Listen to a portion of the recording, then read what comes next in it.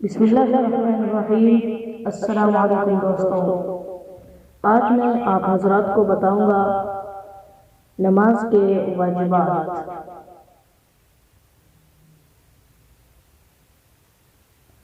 Number 1، فرض نمازوں کی پہلی 2 رکعتوں کو قرات کے لیے مقرر کرنا۔ نمبر 2، فرض نمازوں کی تیسری اور چوتھی رکعت کے علاوہ تمام نمازوں کی ہر رکعت میں سورہ فاتحہ پڑھنا۔ نمبر 3، فرض نمازوں کی پہلی 2 رکعتوں میں اور واجب اور سنت اور نفل نمازوں کی تمام رکعتوں میں سورہ فاتحہ کے بعد کوئی سورت یا بڑی ایک آیت یا چھوٹی 3 آیتیں پڑھنا۔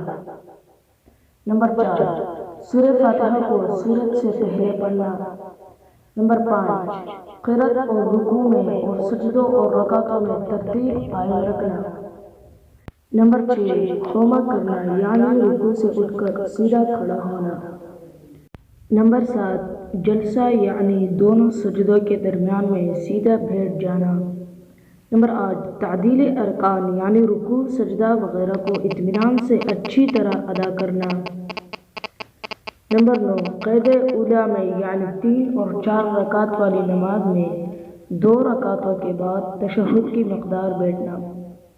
نمبر 10، دونوں قیدوں میں تشہد پڑھنا۔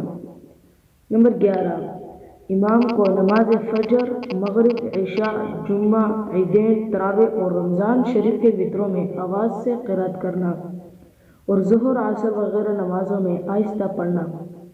نمبر 12، لفظ سلام کے ساتھ نماز سے علیحدہ ہونا۔